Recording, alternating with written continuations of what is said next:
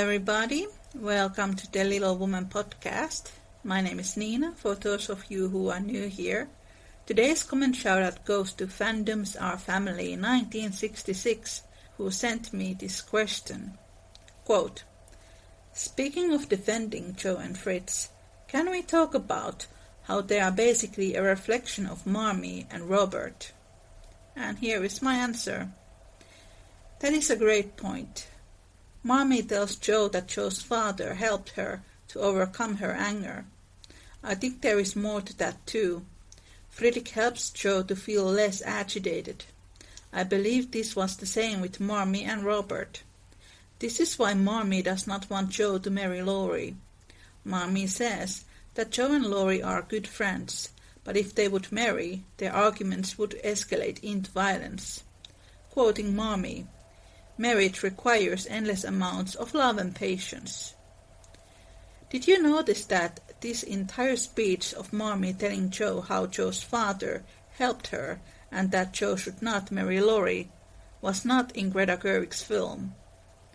How disrespectful is that? And it kinda gives you the sense that Gerwig wanted Joe and Laurie to end up together, which is also something that she has said in interviews. If we go with the theory that Louisa May Alcott actually had bipolar disorder, this would be even more crucial. She would have wanted a partner who had a way to calm her down, simply by being there. In this episode, I and my guest, Kymberly, are going to dissect Little Woman chapter 21, called Laurie Makes Mischief and Joe Makes Peace.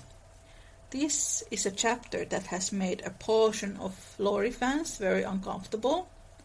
I remember reading it as a teen, and I wanted to go through the book and slap him. What Laurie does, he's 15, and he pretends to be his tutor, John Brooke, and he forges love letters in John's name and sends them to Meg. And Meg believes that the letters are from John, and she answers to them. Laurie is basically catfishing her, and then comes the part that has made people confused.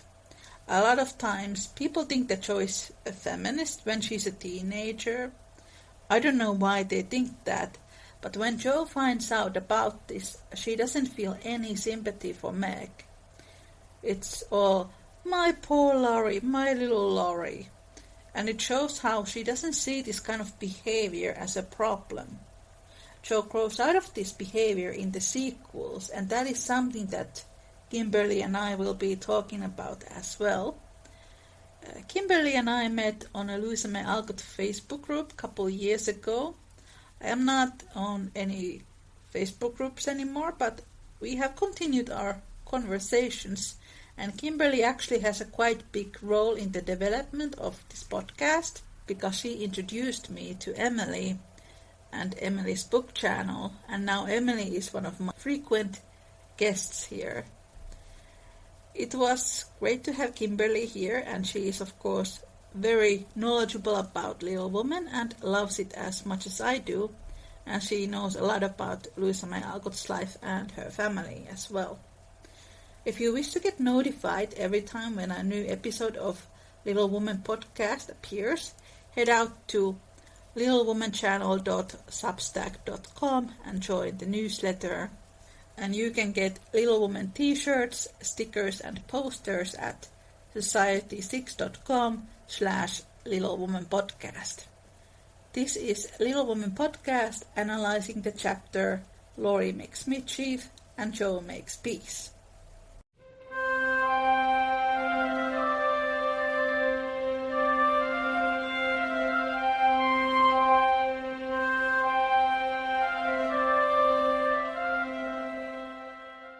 We are going to talk about the chapter 21, I think. I have my copy right here. Yeah, chapter 21, Laurie Makes Mischief and Joe Makes Peace. Yes. It's actually a pretty loaded chapter, in my opinion. I've been skimming through this book, and then I get distracted because I get sucked into the story. I was thinking how this book is like relationship. It's probably my oldest friend, and it's such a wonderful connection to a couple of my grandparents and childhood friends that, you know, I later lost touch with, but still has a sentimental place in my heart anyway. And just like any relationship, it's changed over the years. It's just become a little more mature, a little more thoughtful, and there's just something in it for me personally. Every time I read it, something deeper. That's really beautiful. It is a beautiful story. It really is, and I'm so happy that it exists because it's just in this last year when I've been sick, it was there again, and I thought, I should thumb through this again, and of course got sucked in and read the whole thing, and I find that it's hilarious. It's so witty.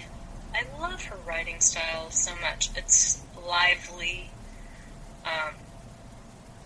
It's just a fun, quick read, but it has everything in it, you know? It's grief and the hardship and challenge. And it's kind of like Tom Hanks. You know how Tom Hanks is famous for being the everyman in his movies so everyone can relate. And I feel like the Marches are a lot like that. And probably one of the reasons why this story has endured. But I'm sure there's plenty of psychological reasons that I don't know about it has. But I think that that's why it works for me. Because, like I said, every time I crack it open, it's like, oh my gosh. And I can see why my grandparents liked it, why my grandmothers liked it. And it's just wonderful, wonderful how it makes connections. That's why I'm here with you now. Yeah. I know what you mean, because I think in different parts of my life when I have read it, it has had some meaning during that time, and then it changes in during different life situations. I think that happens with every book that I read, especially if they are familiar from my childhood. I think that's why children's books are so important. One of my daughters, my oldest daughter, said that she took a psych class at her college, and they were discussing the importance of literature and music in creating empathy, and how important it is to read and to listen to music for that reason. And that's a big thing. I really feel like that's true for me. I feel like, it gives you opportunities to experience what it's like to walk in another person's shoes. So that's what empathy is. Having imagination enough to be able to do that. Yes, you can relate to the other person, their life and their struggles or their good moments. And maybe that's why I've been thinking about Laurie and Joe's relationship, of course, and the Amy problem that crops up for a lot of people. And I think as a younger person, without having a fully developed sense of what it's like to be another person, the first thing you do is you connect with the person that speaks to your personality most. And then as I've grown and have been able to understand people who aren't as much like me, I relate to the other characters more. And I'm more curious about them and wonder more even about the more secondary characters like Hannah and the Hummels and the Kings and the Moffats. Mr. Lawrence is such an important part of the story, yet I never really thought about him that much till this last time. I'm sure we will get into Mr. Lawrence when we are discovering this chapter, because he appears in the end. But I think that's a good point, because I can really tell who is the sister that I identify with most. It's like a lot of people do. I am like Amy, I am like Joe. But for me it just keeps changing, or I identify with some part of each of them. Yes, absolutely. I can read this first paragraph. So this takes place during the time when Joe and Laurie are 15, and I believe Meg is 17. Little Woman chapter 21. Laurie makes Mischief and Joe makes peace. Joe's face was a study next day, for the secret rather weighed upon her, and she found it hard not to look mysterious and important. Meg observed it, but did not trouble herself to make inquiries, for she had learned that the best way to manage Joe was by the law of contraries. So she felt sure of being told everything if she did not ask. She was rather surprised, therefore, when the silence remained unbroken, and Joe assumed a patronizing air, which decidedly aggravated Meg, who in her turn assumed an air of dignified reserve, and devoted herself to her mother. This left Joe to her own devices, for Mrs. March had taken her place as nurse, and bid her rest, exercise, and amuse herself after her long confinement. Amy being gone, Laurie was her only refuge, and much as she enjoyed his society, she rather dreaded him just then, for he was an incorrigible tease, and she feared he would coax her secret from her. This takes place when Beth has become ill, and Amy has been sent to Aunt March. She was quite right, for the mischief-loving lad no sooner suspected a mystery than he set himself to find it out, and led Joe a trying life of it. He wheedled, bribed, ridiculed, threatened, and scolded, affected indifference that he might surprise the truth from her, declared he knew then that he didn't care, and at last, by dint of perseverance, he satisfied himself that it concerned Meg and Mr. Brooke. Feeling indignant that he was not taken into his tutor's confidence, he set his wits to work to devise some proper retaliation for the slight. So Laurie knows that Mr. Brooke has feelings for Meg, and he keeps this as a secret from Joe, but he kind of wants Joe to find out. Yes, I think that he tells her a little earlier that Mr. Brooke has Meg's other glove, right? Yeah. And, I think that was the chapter secrets, after she had given her manuscript to the Spread Eagle newspaper. Oh, yes.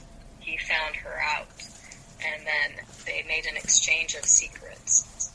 Once she confessed what she had done, he told her the secret that he knew where Meg's other glove was, and of course it upset poor Joe. Can't handle any change. I find it interesting that he feels indignant and slighted. He can't keep a secret. Not from him. Meg, meanwhile, had apparently forgotten the matter and was absorbed in preparations for her father's return. But all of a sudden a change seemed to come over her, and for a day or two she was quite unlike herself. She started when spoken to, blushed when looked at, was very quiet, and sat over her sewing with a timid, troubled look on her face. To her mother's inquiries she answered that she was quite well, and Joe she silenced by begging to be let alone. She feels it in the air, love I mean, and she's going very fast. She's got most of the symptoms, is twittery and cross, don't eat, lies awake and mopes in corners.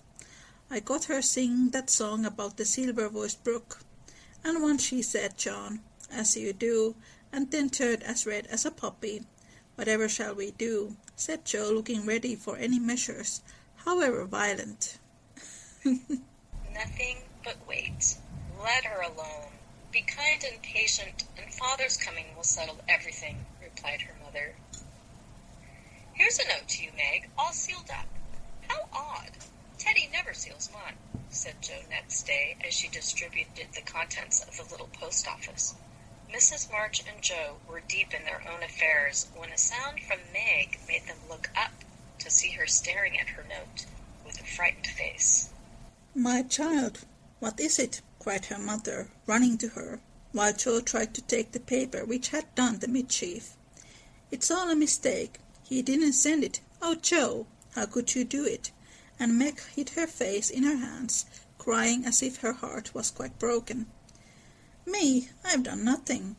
"What's the talking about?" cried Jo, bewildered. Meg's mild eyes kindled with anger as she put a crumpled note from her pocket and threw it at Jo, saying reproachfully, "You wrote it, and that bad boy helped you. How could you be so rude, so mean, and cruel to us both?" Jo hardly heard her, for she and her mother were reading the note, which was written in a peculiar hand. My dearest Margaret, I can no longer restrain my passion and must know my fate before I return. I dare not tell your parents yet, but I think they would consent if they knew that we adored one another.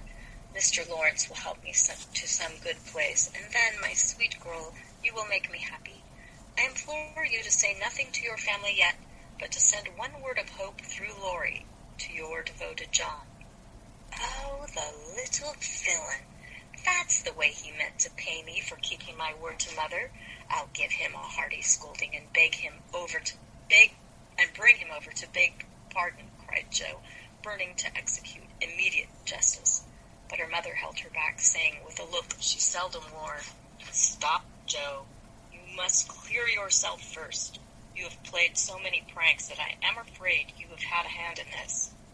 "On my word, Mother, I haven't. I never saw that note before and don't know anything about it, as true as I live," said Jo so earnestly that they believed her. "If I had taken a part in it, I'd have done it better than this, and have written a sensible note. I should think you'd have known Mr. Brooke wouldn't write such stuff as that," she added, scornfully tossing down the paper. "It's like his writing," faltered Meg, comparing it with the note in her hand. "Oh, Meg, you didn't answer it," cried Mrs. March quickly. "Yes, I did," and Meg hid her face again, overcome with shame. "Here's a scrape. Do let me bring that wicked boy over to explain and be lectured. I can't rest till I get hold of him," and Jo made a rush for the door again. What always makes me angry in this chapter is that Meg actually replied to this letter. Yeah, she wouldn't have had any reason to suspect, being the person that she is, and never having experienced this kind of subterfuge before, to have second-guessed the note. Yes. So yeah, she just fell right into it. It's typical catfishing. It's really mean. Yes. I once read an analysis on this chapter, and I can't remember the name of the Alcott schooler, but they basically said that if this would happen to any person who is 17-year-old today, they would feel as humiliated as Meg does. Yeah. It's a perfectly understandable reaction that Laurie just doesn't, he does not think it through. All he's thinking about is how he feels slighted, he felt excluded, and it's about him getting revenge. Teaching a lesson like, oh, if you're going to leave me out, I'm going to figure it out anyway, and it's like nothing else matters. Yeah, it's really intrusion to Meg's privacy, and he doesn't get it. Hush, let me manage this, for it is worse than I thought. Margaret, tell me the whole story, commanded Miss March, sitting down by Meg, yet keeping hold of Jo, lest she should fly off. I received the first letter from Laurie, who didn't look as if he knew anything about it, began Meg without looking up. I was worried at first, and meant to tell you. Then I remembered how you liked Mr. Brooke, so I thought you wouldn't mind if I kept my little secret for a few days. I'm so silly that I like to think no one knew, and while I was deciding what to say, I felt like the girls in books, who have such things to do. Forgive me, mother. I am paid for my silliness now. I never can look him in the face again. What did you say to him? Asked Mrs. March. I only said I was too young to do anything about it yet, that I didn't wish to have secrets from you, and he must speak to father. I was very grateful for his kindness, and would be his friend, but nothing more, for a long while. Miss March smiled, as if well pleased, and Jo clapped her hands, exclaiming with a laugh, You are almost equal to Caroline Percy, who was a pattern of prudence. Tell on, Meg, what did he say to that? I actually went to Google Caroline Percy, and she's a character from a 19th century book called Patronage. By Maria Edgeworth. Yes. Have you read it?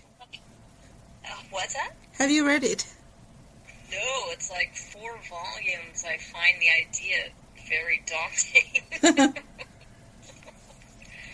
But I was surprised and pretty delighted to learn that there's a segment in that story where she receives 2 letters written by the same hand that causes some issues. And so I thought, well, that's hilarious. I mean, of course, only anybody who was familiar with the story would know, and a modern audience would have to do the deep dive. But it just broadened my appreciation for her even more, that Louisa includes the pop culture in her story. And that detail is kind of a big deal. I didn't know that, but there's a nice intertextuality there, that she takes parts of this literature that she was reading and was popular at the time. Yeah, and one of the things, too, that I'm appreciating more this time around is how Pilgrim's Progress, Bunyan's Pilgrim's Progress fits into this whole thing, how it influenced the structure of the first half of the book. And I knew it, but I didn't really observe it or study it as much as I have during this last reading. It's pretty genius. That is really interesting. He writes in a different way entirely, telling me that he never sent any love letter at all, and is very sorry that my rockish sister, Jo, should take such liberties with our names. It's very kind and respectful, but think how dreadful for me. So, yeah. It's so mean, and I hate to laugh, you know.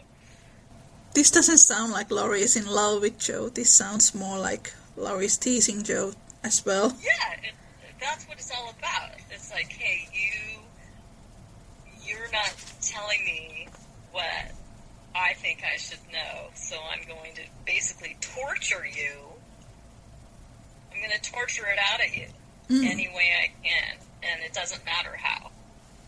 As a matter of fact, it's funny to me. He thinks it's funny. Yeah. He just calls it a joke or a prank. It's like, no, it's me. Meg leaned against her mother, looking the image of despair, and Jo tramped about the room, calling Laurie names.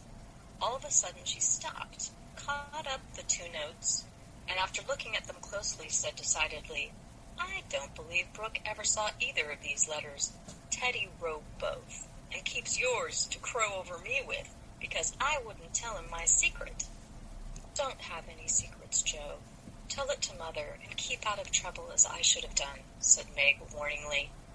Bless you, child. Mother told me. That will do, Jo. I'll comfort Meg while you go and get Laurie. I shall sift the matter to the bottom and put a stop to such pranks at once. Away ran Jo, and Mrs. March gently told Meg Mr. Brooke's real feelings. Now, dear, what are your own? Do you love him enough to wait till he can make a home for you? Or will you keep yourself quite free for the present? I've been so scared and worried. I don't want to have anything to do with the lovers for a long while. Perhaps never, answered Meg petulantly. If John doesn't know anything about this nonsense, don't tell him, and make Joe and Laurie hold their tongues. I won't be deceived and plagued and made a fool of. It's a shame. I really love Meg in this chapter. She knows her self-worth.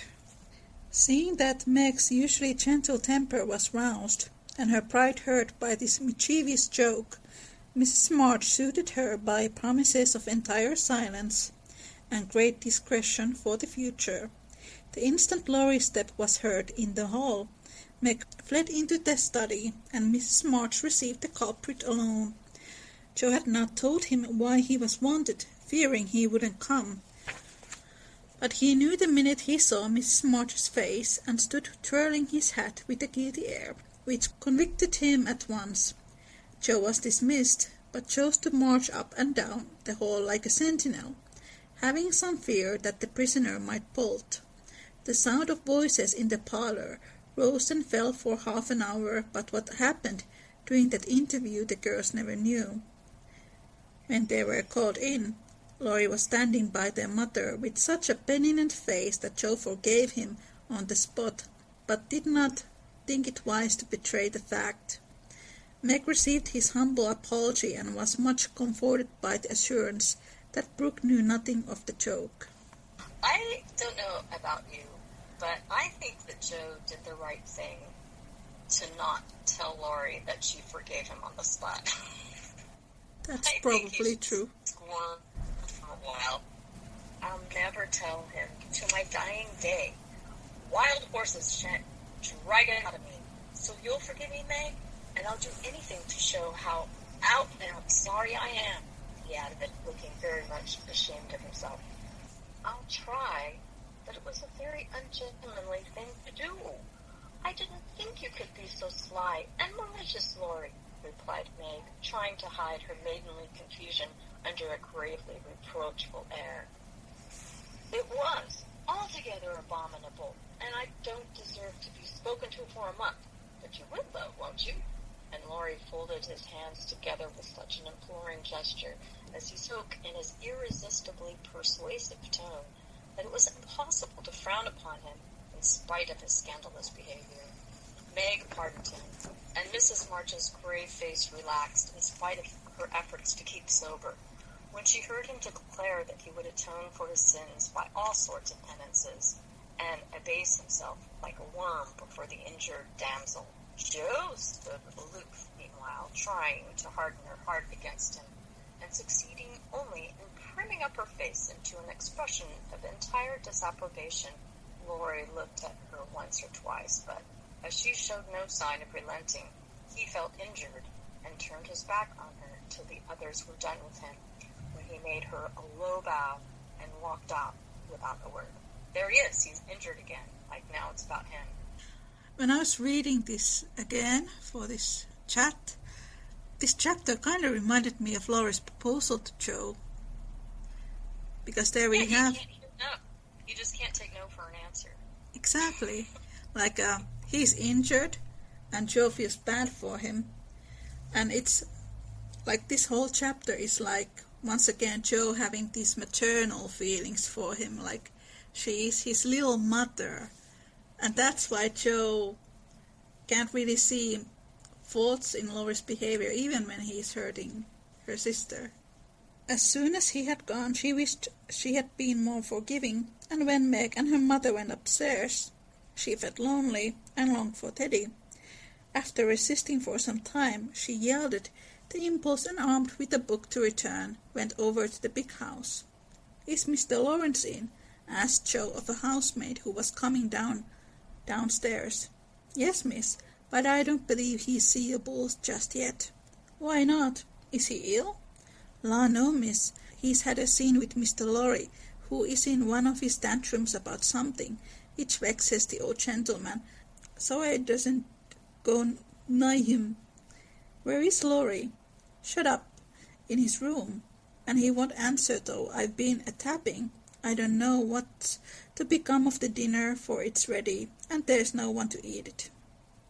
I'll go and see what the matter is. I am not afraid of either of them.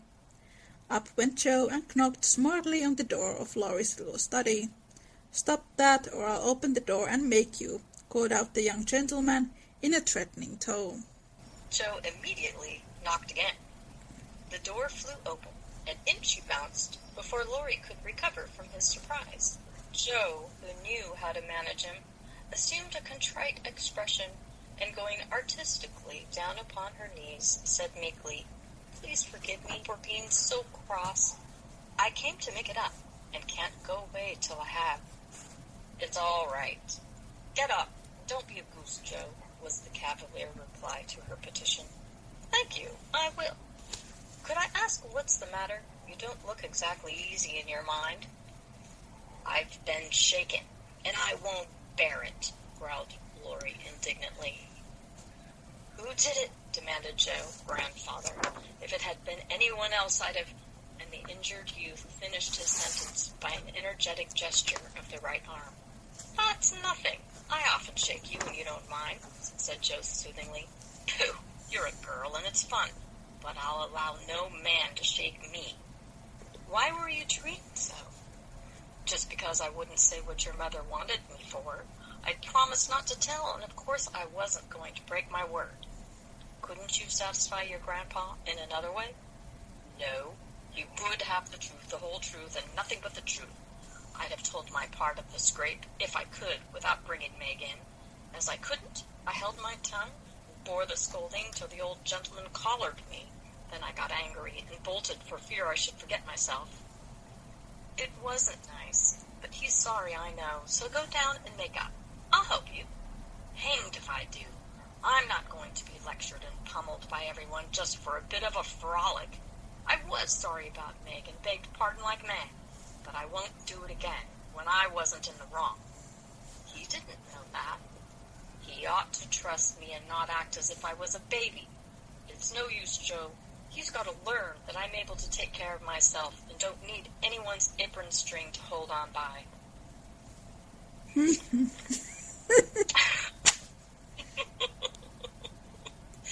It's so full of contradictions, isn't it? He says it was just a bit of a frolic, but then he claims he is sorry about Meg, and he behaves so, all this indignation all the way through this whole chapter. And yet, he's a man, he's not a baby, but he's having a tantrum. Oh. But it's like, I wasn't in the wrong. How is that possible? Yeah.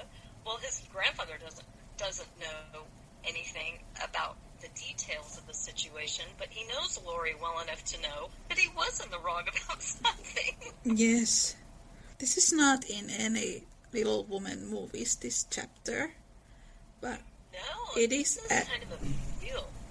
Yeah, well, they want to romanticize Joe and Laurie, which is pretty weird in my opinion. But this is in the BBC Little Woman series from 1970, and it's really disturbing because it really tries to portray that it was all Meg's fault, which it wasn't. In the 70s version? Yes. Oh my gosh, I haven't seen that version yet, but that's very 70s of them, isn't it? I agree.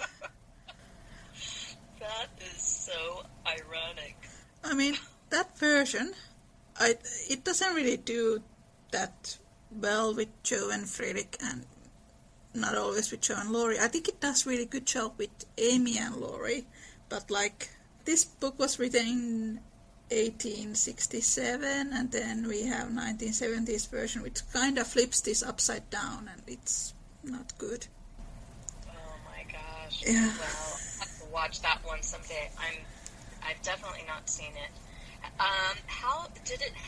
Was it included in the one with Maya Hawk? What was that one? I don't think so. I don't think it was included. I haven't haven't seen that one, and that one was an actual miniseries, right? Yes. So there was time.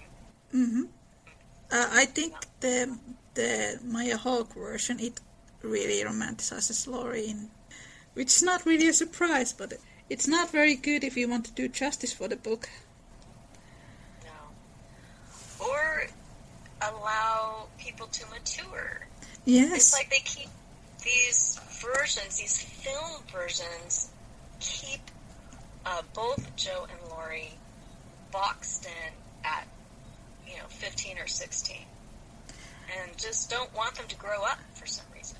Maybe because of that kind of more youthful exuberance that keeps the first half of the book kind of light and more fun than not. It's problematic because if you don't see Laurie's growth, then you don't understand why he ends up with Amy. And it's such an important thing, in my opinion, that Louisa May Alcott included Laurie's this full growth process from a boy into a man. In the end of Little Woman, he actually apologizes to Joe that he was harassing her earlier.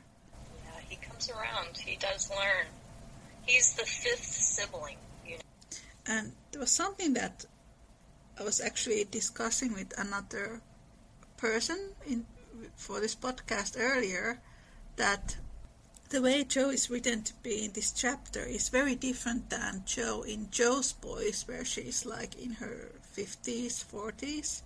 And then there is this scene where Joe lectures these young men because they are harassing some of the female students. But if that Joe would have been like this 15-year-old Joe, then Joe would have probably said that it was actually this girl's fault that these guys were harassing her. Do you know what I mean? Yes. I feel like Joe and Laurie are peers, and they have as much to learn, as the other. And they're so similar. This comes up throughout, particularly the first half of the book. It comes up a lot. Like Marmee mentions it to her, how similar Joe and Laurie are, and they talk about how, in some ways, that's why they have so much fun together. But in other ways, it's not always helpful, because they're just going to reinforce the worst parts of the other. Yeah, it's that toxic masculinity. Yes, which you've mentioned before, which I think is important to recognize in Joe as much as in Laurie. Yes, and then when the second half of the book begins, Joe slowly starts to grow out of him. Yeah, she grows before he does, and her refusal of his marriage proposal shows us that. And the way he responds to it shows how far behind her that he actually is as far as growth goes.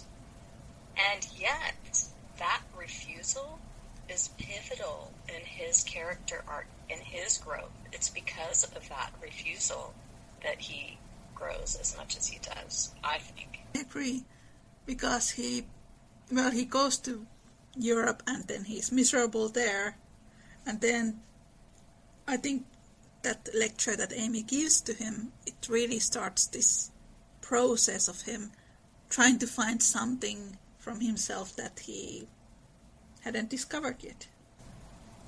Yes, plus I think that it's good for him to hear no now and then. Yes.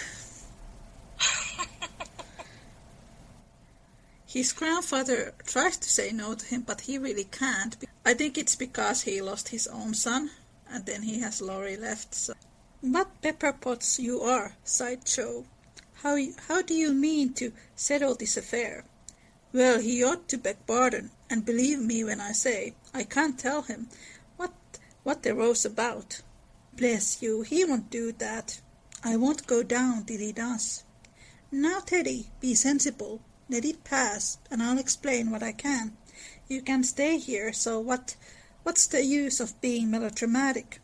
I don't intend to stay here long anyway. I'll slip off and take a journey somewhere, and when Grandpa misses me, he'll come round fast enough. I dare say, but you ought not to go and worry him. Don't preach. I'll go to Washington and see Brooke. It's gay there, and I'll enjoy myself after the troubles. What fun you'd have. I wish I could run off too, said Jo, forgetting her part of mentor in lively visions of martial life at the Capitol. Come on then, why not? You go and surprise your father, and I'll stir up old Brooke. It would be a glorious joke. Let's do it, Jo. We'll leave a letter saying we are all right, and trot off at once. I've got money enough. It will do you good, and be no harm, as you go to your father. For a moment, Jo looked as if she would agree, for wild as the plan was, it just suited her. She was tired of care and confinement, longed for change, and thoughts of her father blended temptingly with the novel charms of camps and hospitals, liberty and fun. Her eyes kindled as they turned wistfully toward the window, but they fell on the old house opposite, and she shook her head with sorrowful decision. If I was a boy, we'd run away together and have a capital time. But, as I'm a miserable girl, I must be proper and stop at home. Don't tempt me, Teddy. It's a crazy plan. That's the fun of it, began Laurie, who had got a willful fit on him and was possessed to break out of bounds in some way. Hold your tongue, cried Jo, covering her ears. Prunes and prisms are my doom, and I may as well make up my mind to it. I came here to moralize, not to hear about things that make me skip to think of. I know Meg would wet blanket such a proposal, but I thought you had more spirit, began Laurie insinuatingly. Bad boy, be quiet. Sit down and think of your own sins. Don't go making me out to mine. If I get your grandpa to apologize for the shaking, will you give up running away? Asked Jo seriously. Yes, but you won't do it, answered Laurie, who wished to make up, but felt that his outraged dignity must be appeased first. If I can manage the young one, I can the old one, muttered Jo as she walked away, leaving Laurie bent over a railroad map with his head propped up on both hands. This still sounds like she is trying to mother him. Exactly.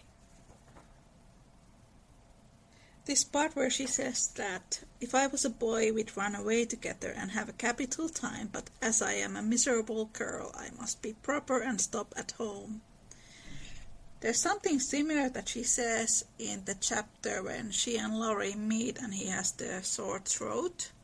And I think I wrote it here. Jo says, "Why don't you invite girls? Girls are quiet and like to play nurses." Like she doesn't have a very favorable view of her gender. Even though she does like nursing. Yes, and Louisa May Alcott was a trained nurse, so I think this is interesting. She was, and that's one of the things I find fascinating too about this chapter is that she was in Washington. She did go, she didn't have to imagine it or wish she were there as a young lady, but as a mature woman, she actually was there. You have been reading hospital sketches. Yes, I read it. It's pretty quick. It's not a long read. Well, I think I can see how, I know I can see now after having read it, why it's cited as the piece of writing where she found her voice. It's energetic, it's witty, it deals with serious topics, but it's just a quick, lively, enjoyable, thought-provoking read. Just like Little Women is. I will add it to my long reading list. Wasn't that It'll be one of your quicker ones. Yeah. Wasn't the guy in hospital sketches like Friedrich, like the German soldier? There's a gentleman is mortally wounded that they make a reference to, and I think his name is Dan. And he comes up periodically in among scholars, and there is oppression. He is helpful, very, very helpful to her when she runs into a problem with a delirious patient. And he comes up a couple of times, but he doesn't factor in as powerfully as the mortally wounded soldier who passes. Yes. So, I kind of wonder, there's a lot of things that when you read it, you will be able to see, oh, here's a name, or here's a phrase, or, you will recognize them because they show up later in Little Women, and you can see the influence of even her own writing on Little Women, beginning with hospital sketches. I believe the soldier she was nursing, it was actually based on a real soldier who Louisa May Alcott took care of. Yes. Yeah. One of those Friedrich Bear prototypes, I believe. If I can manage the young one, I can the old one, muttered Jo, as she walked away, leaving Laurie bent over on a railroad map with his head propped up on both hands. Come in, and Mr. Lawrence's gruff voice sounded gruffer than ever as Jo tapped at his door. It's only me, sir. Come to return a book, she said blandly as she entered. Want any more? Asked the old gentleman, looking grim and vexed, but trying not to show it. Yes, please. I like the old Sam so well. I think I'll try the second volume, returned Jo, hoping to propitiate him by accepting a second dose of Boswell's Johnson, as he had recommended that lively work. The shaggy eyebrows unbent a little as he rolled the steps toward the shelf where the Johnsonian literature was placed. Jo skipped up and, sitting on the top step, affected to be searching for her book, but was really wondering how best to introduce the dangerous objects of her visit. Mr. Lawrence seemed to suspect that something was brewing in her mind, for after taking several brisk turns about the room, he faced round on her, speaking so abruptly that Rossella's tumbled face downward on the floor. What has that boy been about? Don't try to shield him now. I know he has been in Mischief. By the way he acted when he came home. I can't get a word from him. And when I threatened to shake the truth out of him, he bolted upstairs and locked himself into his room. He did do wrong, but we forgave him. And I'll promise not to say a word to anyone, began Jo reluctantly. That won't do. He shall not shelter himself behind a promise from you soft-hearted girls. If he's done anything amiss, he shall confess, beg a pardon, and be punished. Out with it, Jo. I won't be kept in the dark.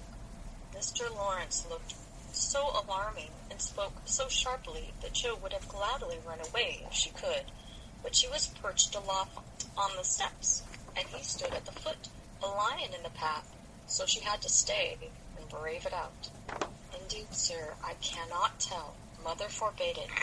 Laurie has confessed, asked pardon, and been punished quite enough.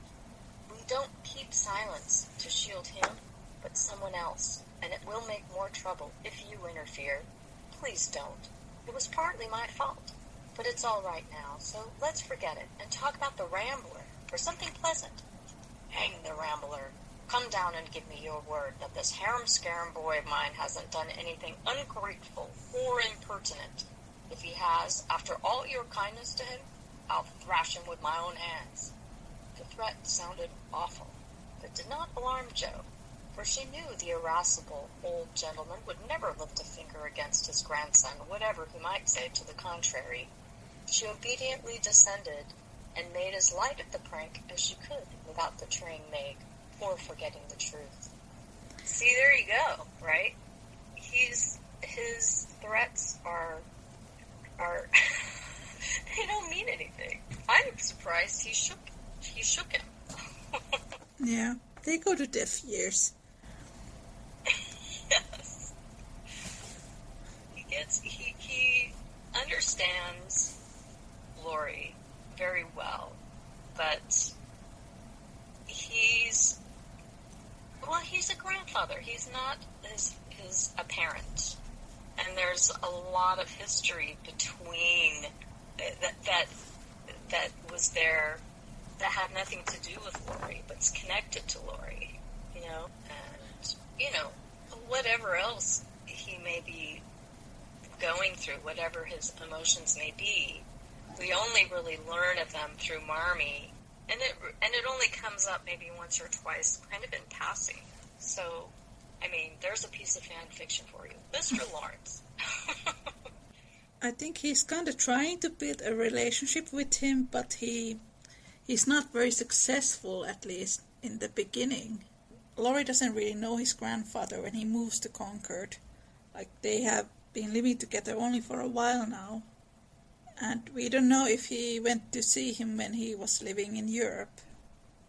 And somebody commented once that if this prank that Laurie made would have gone out, and then people would talk that John was actually courting Meg, it might have had a very negative impact on John. He might have been fired, and Meg might have lost her reputation because she was 17.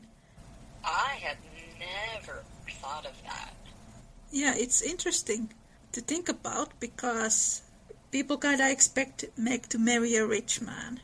Jo even harbors an idea in her mind that at one time that Laurie and Meg would hook up. But she does that again with Beth. Yes. She's always hooking everybody up with Laurie except for herself. That's because she wants Laurie to be her brother. Yes. It was interesting because somebody asked me about this, like, isn't that like contradicting to Jo's character? Why would Louisa May Alcott do that? But then I was thinking, well, if she really had this incredible maternal feelings for all the boys in the world, I don't think she necessarily saw anything wrong with that. Jo wanting to marry Laurie to any one of her sisters except herself. Exactly. It would just automatically make him the brother she already wants him to be. Solves the problem. And maybe it's because we are seeing these movie versions where Jo and Laurie are so romanticized. And maybe it's also because of our culture, really, that we, when I first read the book, or the first times, and I thought it was a bit weird that Jo wanted to marry Laurie to Meg, but now I wonder, maybe it was really something that Louisa May Alcott didn't see there wasn't any problems for her, if she really felt that for boys, and I think she did. I once read from one of her biographies that when she had this fling with Laddie Wisniewski, they really did pranks together. Like, they loved pranking people, and and that's just Jo and Laurie type of thing to do. I can't see anything romantic there, but it's one of those things that people just like to ignore. Yes, I've never found in any romantic literature a hero and heroine linked together through pranking. Maybe it doesn't exist. Maybe it's just Jo and Laurie. Yeah, that's it. And, I think maybe, too, now that we're discussing it a little bit more, that the difference in tone or mood between the first half and the second half of the book. The second half is such a stark contrast as far as lightness and energy, and there's still wit, and her writing style is still lively, but it's harder, it's sadder, it's darker. They're older, and so people definitely gravitate more toward the first half of the book and that relationship. They just can't let it go. Yes, and it's interesting because one of my friends said this, that, she read the book after seeing the 2019 film, and then she was surprised because in this first part there's nothing romantic between Joe and Laurie, and she was expecting things to be romantic because Greta Gerwig said so. But we know that Greta Gerwig lied to people, so none of that exists here. No hint of it. I think a lot of the movies, they kind of set people to disappointment when they want to romanticize Joe and Laurie, because there really isn't anything romantic between them. No, and I'd really like Greta to kind of point out any passage that suggests that. I don't think that she'll be able to do it. No. She also said that Joe hated Germans, or Louisa May Alcott hated Germans. Yeah, another lie. None of that ever happens. Well, that's just out-and-out propaganda. I agree. And it's just these contradictory things that she said that never happens in the book. So I'm not surprised that people have such weird views about Little Women, because I don't think most people who write adaptations have actually read it. Nor did people of that time wear Uggs in the snow. I actually read from letters that Louisa May Alcott wrote with Maggie Lukens, the Lukens sisters. You know that one? No. No, they were like fans of her books. So the sisters, they had this letter exchange with Louisa May Alcott. And I read some of them, and they were really interesting because the girls were like, we were heartbroken that Joe rejected Laurie, and we were sad to see her grow, and stuff like that. And then Louisa May Alcott answered, why is it that people think that Joe remains as a child when in the end of the book she's 30? And I thought that was interesting because people are so obsessed with Joe staying this teenager who, in my opinion, is not really a smart or admirable person, especially in this chapter. Little Woman Part 2 is really underappreciated because of that. People are so hanged on into things that I don't think are very admirable in the end. And that's the whole point of the first half, isn't it? Even the second half, is that they're full of faults. Those are their burdens. The burdens they carry in their own pilgrimage to adulthood is that they have these faults. And I think if Laurie had been a part of that whole pilgrimage, if he was as aware of it, then maybe his burdens could have included, well, I'm spoiled, and it's easy for me to feel slighted, I take offense easily, among other things that I'm sure you could add a number of things that would be put into his knapsack as his burdens.